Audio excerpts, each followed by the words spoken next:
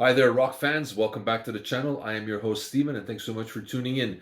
Big news this week. I was heartbroken to hear that the one and only, the mighty David Coverdale, after almost 53 years in the business, has decided to retire. And I've been a big fan of this guy as far back as I can remember. I think it all started hearing it when I heard Here I Go Again from '87. And I kind of went backwards and rediscovered his great catalog.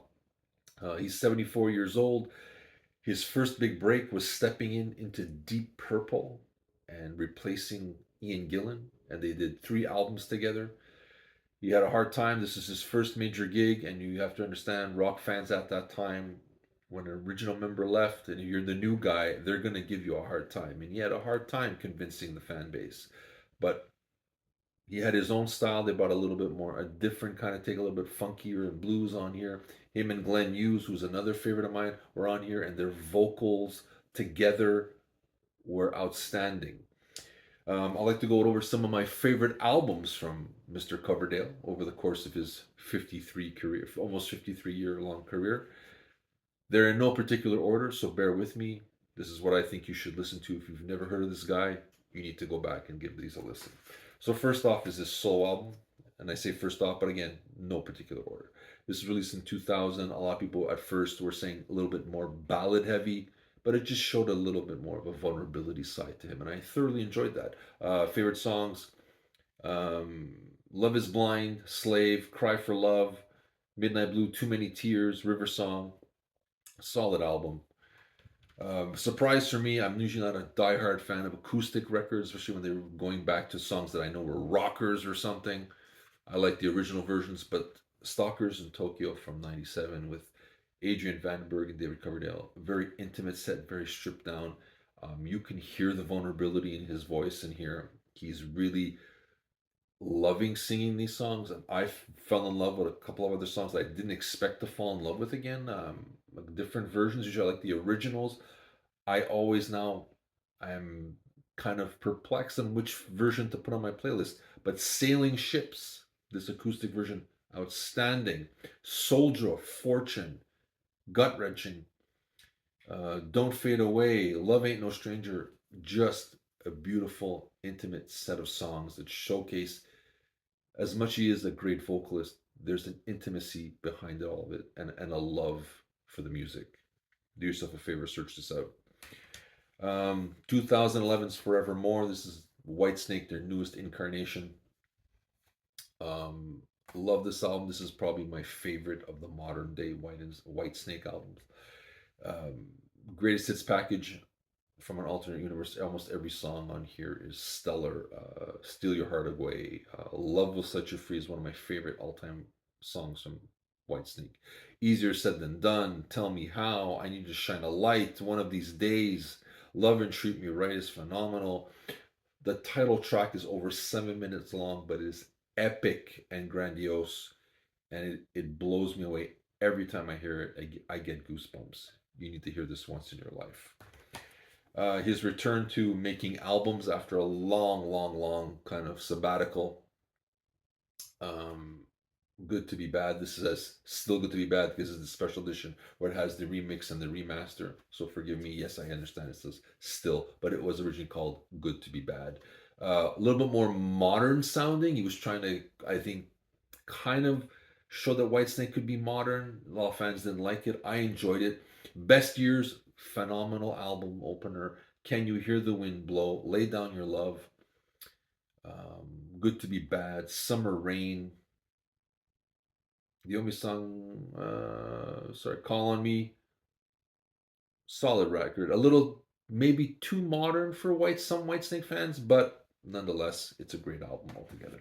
Of course, you got the mega seller, the one that put them across the world as global sensations, the Whitesnake album from 1987. Some people call it the '87 album. It's self-titled. Again, another greatest hits package. Still the Night, Give Me All Your Love, Is This Love, Here I Go Again, um, Crying in the Rain, I Like Looking for Love. Phenomenal record. Phenomenal record. This is the one I think that got a lot of guys my age into them, and they went backwards. The album that kind of got them noticed in the US, this is called Slide It In. Still a little tinge of the blues from their old Deep Purple, Whitesnake days from their Junk Carnation. I liked on here Slide It In, Slow and Easy, Love Ain't No Stranger is one of my favorite songs. Standing in the Shadow, Guilty of Love, great, great album. May rival the 87 album as one of my favorites of all time. Ready and Willing, this is classic, classic Whitesnake. My favorites on here, Fool for 11, the original version. Ready and Willing, Carry Your Load, Ain't Gonna Cry No More. Stellar, stellar blues album. If you didn't know they were a blues band, this shows it. Burn from Deep Purple. This is one of the three albums he did with them. Him and Glenn Hughes together are electric. The phenomenal. The interplay between these two. The musicianship on this album, of course, is stellar. Yeah, the guys from Deep Purple on here, the remaining members, you know, Richie Blackmore alone. Phenomenal, phenomenal, phenomenal record. Another one that at one point was, I remember a lot of people hated. I've always loved this record. I stand behind this record. I hope there's going to be a remaster and a remix and a deluxe edition. This is the Coverdale Page album from 1993. Jimmy Page on here is on fire. He hasn't played this well since Zeppelin, and never again has he ever played this good. The riffs on here are in your face, hits you like a hammer. Coverdale has a raspy voice on here. It is phenomenal. Shake My Tree, Waiting on You, Take Me for a Little While, beautiful ballad. Pride and Joy, Take a Look at Yourself, Absolution Blues, Whisper a Prayer for the Dying. This is a stellar record. And I know people are saying he's a Robert Plant wannabe. There's similarities, yes, but you know what? He has a voice of his own, and this is a great, great, underappreciated rock album. There's a lot more love than it got. The last studio album, Flesh and Blood, with Whitesnake.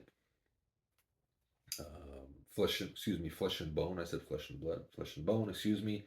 Good to See You Again.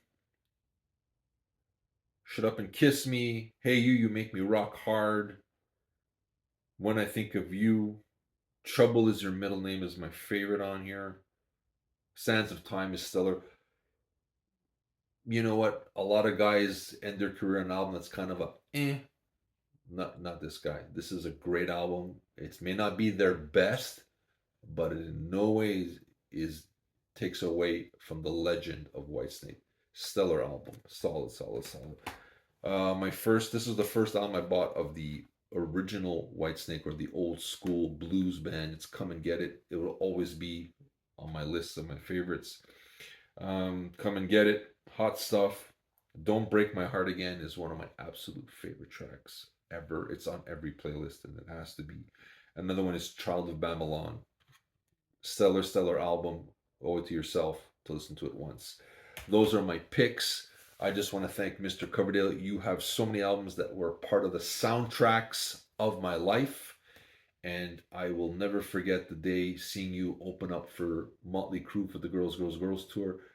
Phenomenal frontman, knew how to grab the audience and reel them in, and you were like, just, if you say jump, you ask him how high, and he did it. He had that je ne sais quoi. Is Whitesnake dead? Who knows? Maybe he's gonna do like Foreigner, and have, like, I know there's the Whitesnake experience that happened, or it's going to happen. Somebody else is singing the songs. Or if that works out, would they continue that way, like Foreigner has been doing, and kind of in a sense Journey? Who knows? Weirder things have happened in rock and roll. Will I like him to release another album or two? Yeah, I think he could do it. I think he doesn't have to scream on the top of like Still of the Night, but give us something. I'd like to see something. I hope he does the Coverdale Page album. I hope he does a deluxe edition. He has spoken about it a few times, and he said there is some leftover material. So I'd love to see that. But again, I just wanted to say, if anybody knows the man, you made me growing up so happy. I have so many great memories. of putting on your records and having a big grin on my face. So I thank you from the bottom of my heart. You have given me so much joy. Enjoy your retirement. It is well deserved. You gave us almost 53 years of pure rock and roll, blues, a little bit of funk here and there, and some ballads. You are a phenomenal frontman, and you'll be sorely missed. And that's from the bottom of my heart. I will miss you. I do hope you do come out with something new eventually. And this is my dedication to the one and only David Coverdale. And I'll be seeing you soon, guys.